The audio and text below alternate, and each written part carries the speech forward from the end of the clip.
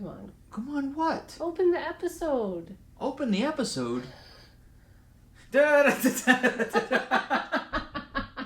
This is the moonnco podcast, where we help you take back control of your well-being and regain your mental clarity. Join our growing community for resources, support, and guidance at moonnco.com. This podcast is intended for entertainment purposes only and is not a substitute for medical advice. All right, welcome back to another episode of the moonnco podcast.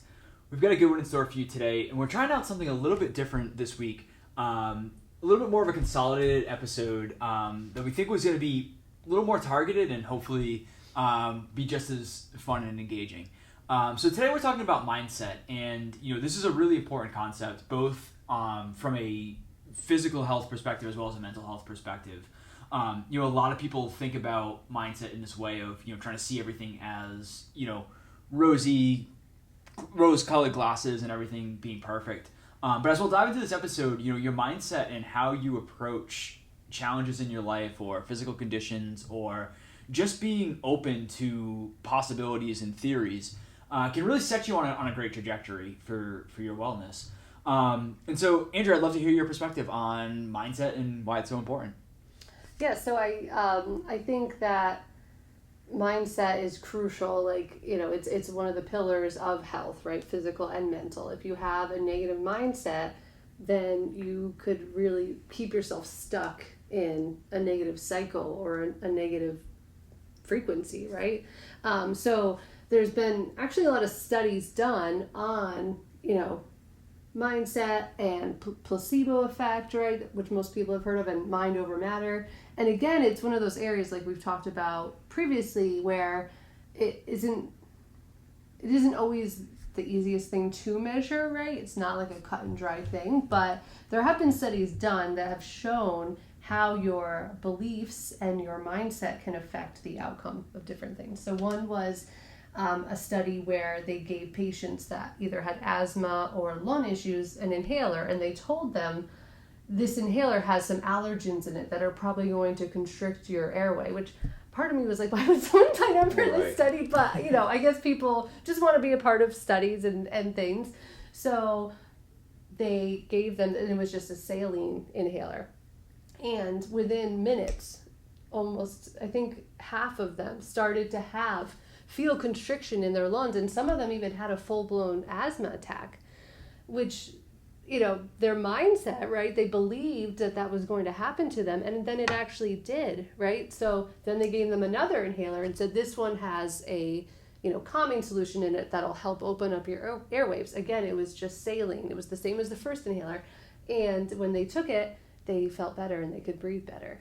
Well, it is interesting, and as somebody who does have asthma, one of the things that's interesting is when you have an asthma attack, the first thing is your body goes into panic because you're short of breath. Yeah. Right? Like that's the first thing that sort of happens.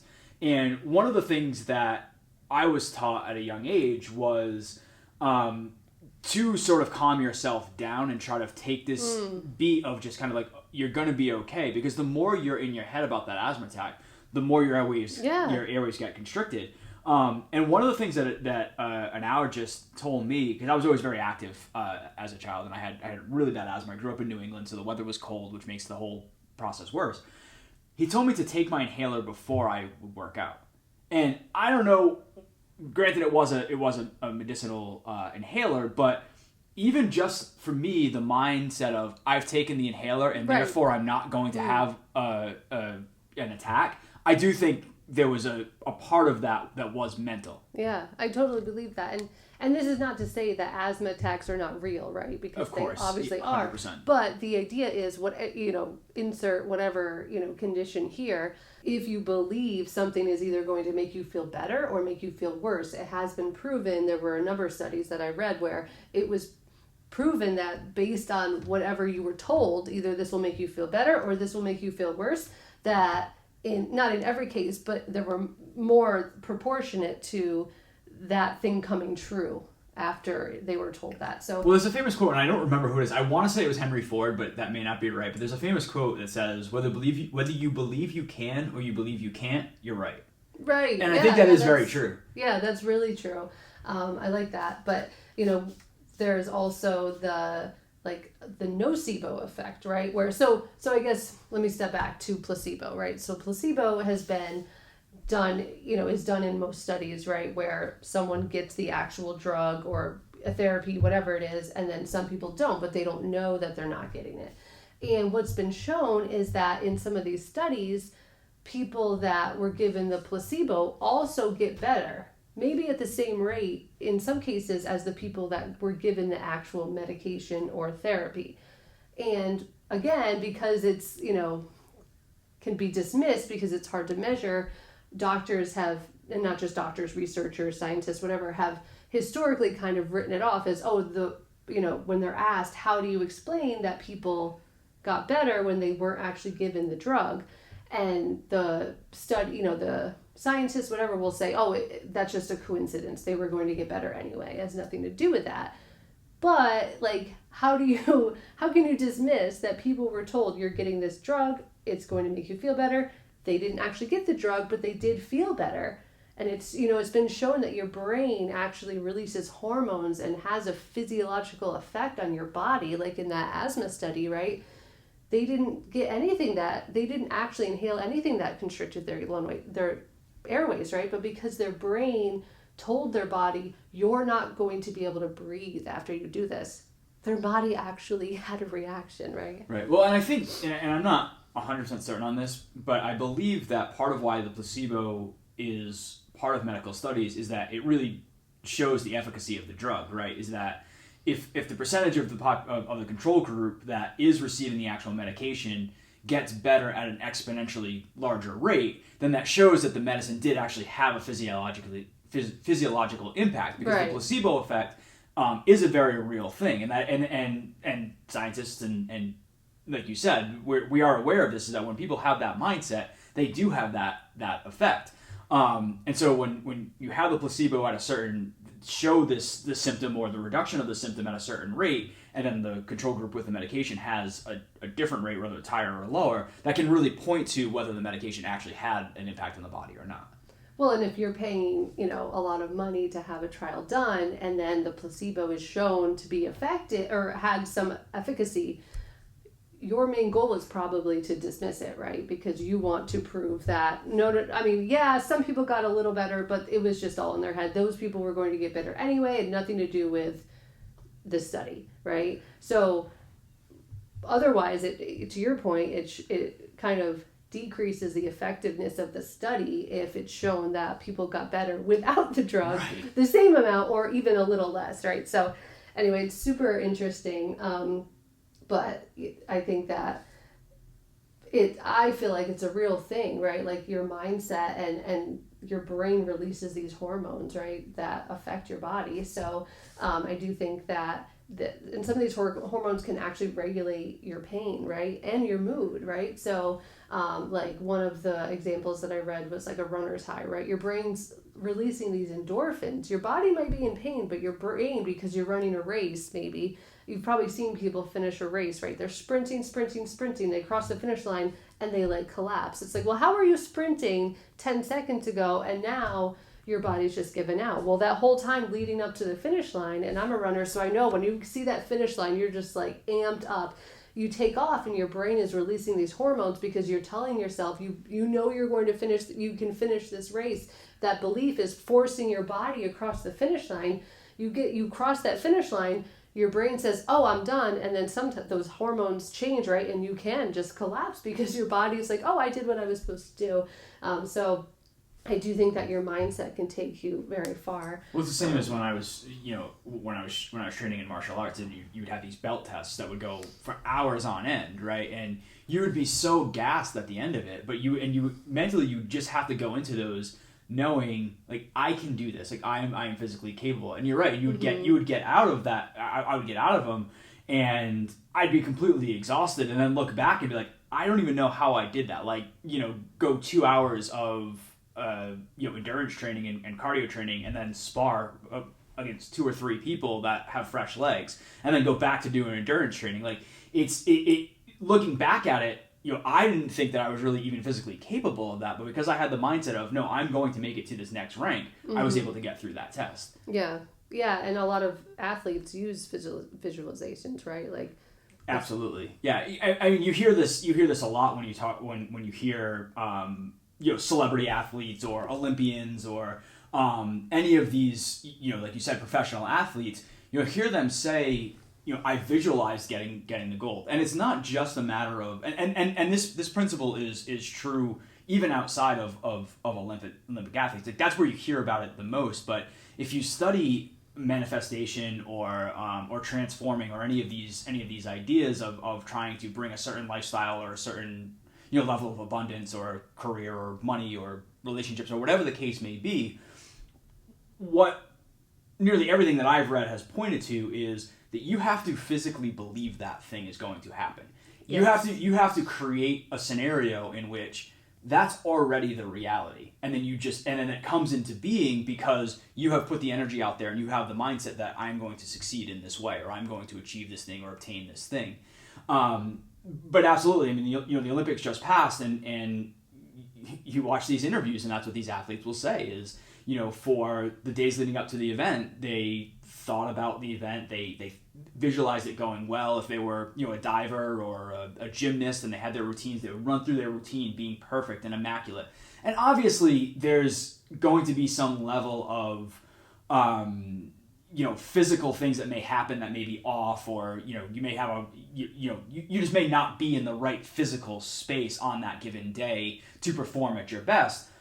But what studies have shown, and what sort of history has shown, is that the athletes that do that on a consistent level do achieve those results. The ones that come to mind for me are Michael Phelps, Michael Jordan. Like, these are athletes that have talked about this and are the most accomplished athletes on the planet. Mm-hmm. And they will point to this idea of visualization and meditation and really fundamentally believing in their soul being that they are the best. And I think to kind of like focus it back on, like, how does this help you get your health in a better place, right? Like, we've talked about kind of like there's studies around it, what's happening in your body, but like, I think, and we said this a lot when our daughter was sick, we're at doctor's appointments every week, multiple mm-hmm. times a week, and the energy and that comes out of it, is very much of, specifically with her condition, right? The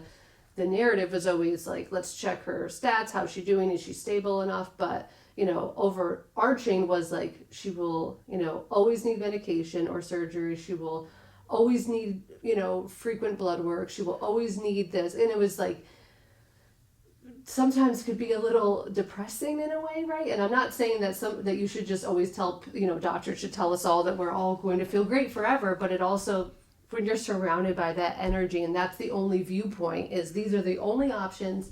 I see it in some of the groups that I'm in that are, parents that have dealt with chronically ill children, and some of the mindsets are so like closed-minded of like, this is the only way. I've seen people ask questions about like, are there alternative approaches to this disease, and get very quickly kind of shot down mm-hmm. by others in a very aggressive way that, it's hard for me sometimes to, Nick said this, like, I got kicked out of one group, but some of the other groups I even try to limit, because I'm like, I want to help these people, especially the people that are like, are there other ways to heal or, find remission, right? And other people are like, no, absolutely not. This is the only way. And my heart aches for some of those people on both sides, right? The people that are asking and are getting kind of an aggressive response of, no, don't even think that way, it's not possible. And also the people that are kind of promoting that response, that because they really do believe that that's the only way. And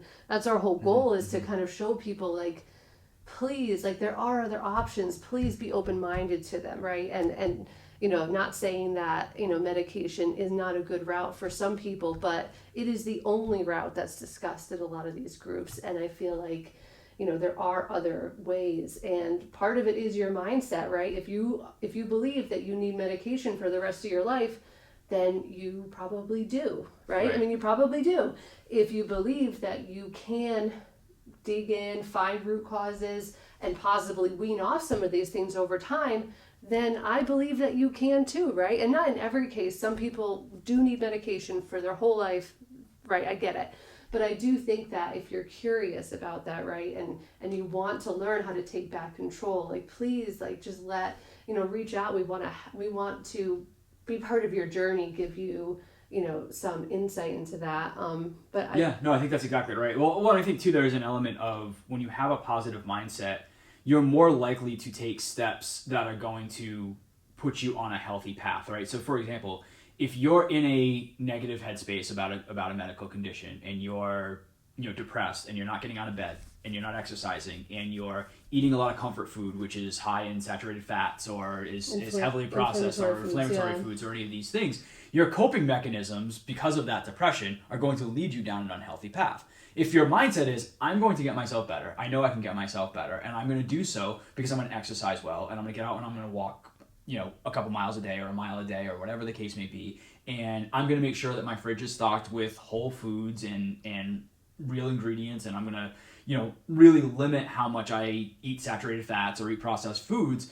You're naturally putting yourself on that path to make that your reality because you have an optimistic mindset. Mm-hmm. And it's a lot easier said than done, right? This isn't something that could just be like, oh, okay, I just think happy thoughts and everything's better. Like, no, like there's physiological things that can happen that may prevent you from getting well or whatever the case may be. But regardless of that fact, you will still, having a stronger mindset will still allow you to have a better quality of life just by nature of being optimistic, being upbeat. Mm-hmm. Yeah, and I think especially with IBD and UC and Crohn's, right? I read this a lot, right? Like I'm not actually a patient of this, right? But our daughter is, and we saw she had no energy and she was little. So at that point she couldn't communicate. But I read stories a lot of people that have UC and they're just exhausted all the time. And I don't think, I know they're not making it up. Their body is just so taxed. So the idea of like, go walk a few miles, go do this. Like, you're like, are you kidding me? So it's like, you need to just, first of all, like Nick said, visualize it. Think about the things you can do and start small. It's not about go put on your shoes, go run 4 miles, you'll feel better. It's like, well, no, like, are there options? Are there things you could be digging into? Or is there testing you could be doing to see what's going on at a root cause level in your body, right? Like those things you can do no matter how sick you feel, right? And then it's like, okay, if I do these things, research, read other stories of people that have done it. Listen to, that's why we're sharing our story of like this. But, I think it's really having a good mindset. And, when our daughter was really in the worst condition, right? She was between 1 and 2 years old, right? And so some of the doctor's appointments and stuff, like, I'm not sure she even, consciously understood everything that was being said. I think your subconscious keeps track of a lot of this stuff, right? And that's a topic for another day. But we would tell her, every night when I put her down to bed, I would say, you are healing, you are getting better, you're growing, your stomach is healing, you are thriving. And I would tell her that every single night. And if she even knew what I was saying or not, right? Like, and is that why she got better? Like, you'll never know, right? But I full-heartedly believe that it was at least part of it. The other side of this too is when you have a positive mindset, when you have a growth mindset, you're more likely to take the actions that you need to take to make that your reality, right? And not to be redundant of kind of what I just said, but even if it's outside of the medical realm, even if it's it's a career thing or it's a relationship thing or it's a money thing, right? You're having an upbeat mindset is going to motivate you to take those steps to bring those things into your life. And whether you believe in the power of energy and I personally subscribe to the belief that everything is energy. And so when you were talking about, you were talking to our daughter and sort of giving her those positive affirmations, it's, even though she may not understand the words, it's energy that's being put out there. Mm-hmm. And that positive energy and believing that energy is absorbed within, there is a real connection between other human beings and other energy sources and receiving that energy and healing as a result. So we're running up on time, so I think we're going to close it there. But if you have any questions about how to put this into practice, please reach out to us because we'd love to help. It's something that we believe strongly in. We've seen the benefits of ourselves. From a mental health coaching perspective, helping individuals have a growth mindset is sort of one of the areas that my training has specialized me in. I know Andrea has very strong beliefs and systems and sort of techniques to bring that in as well from an integrative health perspective. So please reach out if you're interested in learning about this, and stay smiling. We'll see you next time.